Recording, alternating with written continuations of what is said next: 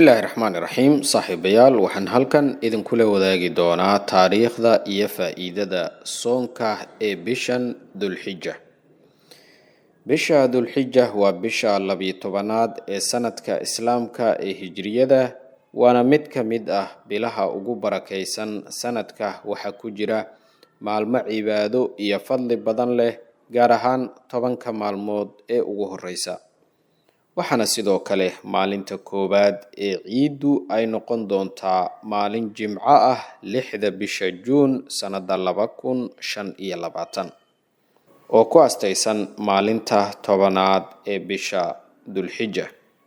Maalinta Carafo waxa ay ku beegan tahay Khamiis 5 bisha Juun sanada 2025, sidoo kale ku astaysan 9 bisha Dhulxijja 1446 Hijriya. Soonka 10 maalmood ee ugu horeeya bishan waxa lagu sheegay maalmo camalka suuban ee ku jira ee lagu sameeyaa oo aad u fadli badan yahay.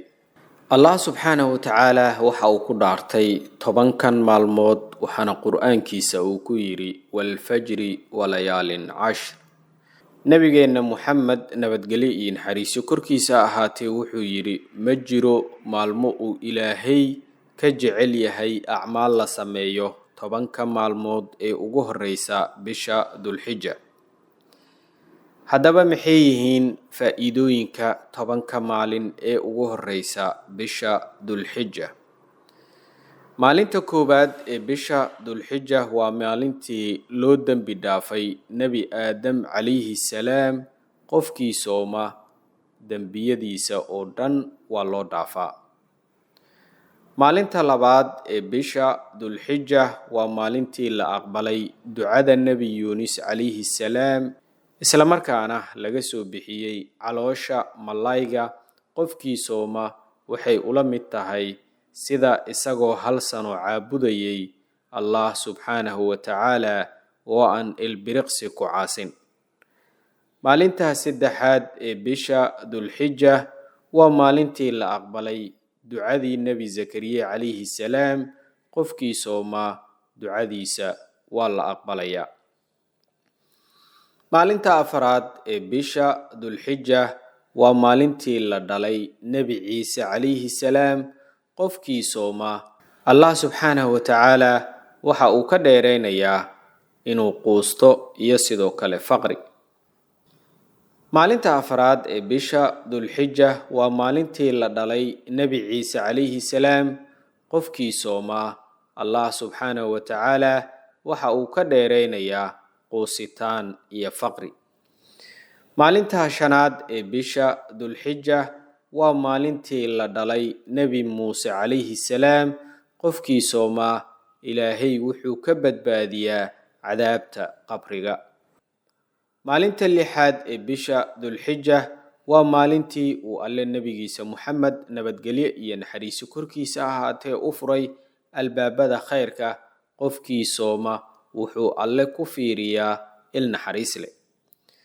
Maalinta toddobaad ee bisha Dhulxijja waa maalinta la xirayo albaabada naarta, lamana furo ilaa ay ka dhamaato 10 maalin ee bisha Dhulxijja. Qofkii sooma Ilaahay wuxuu ka xiraa 30 albaab oo dhibaato ah, wuxuuna u furaa 30 albaab oo fudeed ah.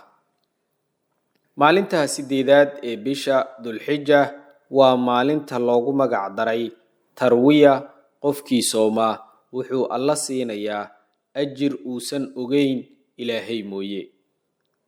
Maalinta sagaalaad ee Carafa ee bisha Dhulxijja waa maalinta la istaago banka Carafa.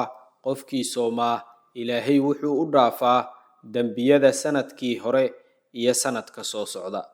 Waana maalinta ay soo degtay aayadda Qur'aanka ah ee ugu dambeysay ee ahayd al-yawma akmaltu lakum diinakum wa atmamtu calaykum nicmatii wa raditu lakum al-islaama diina. Maalinta 10aad ee bisha Dhulxijja waa maalinta Ciidul Adha. Qofkii Alle qurbaan ugu dhawaadana wuxuu u dhaafaa dambiyadiisa. walaal la wadaag saaxiibadaada aad khayrka la jeceshahay. waa Cabdiwahaab Cadow Maxamuud oo idin leh nabadgelyo.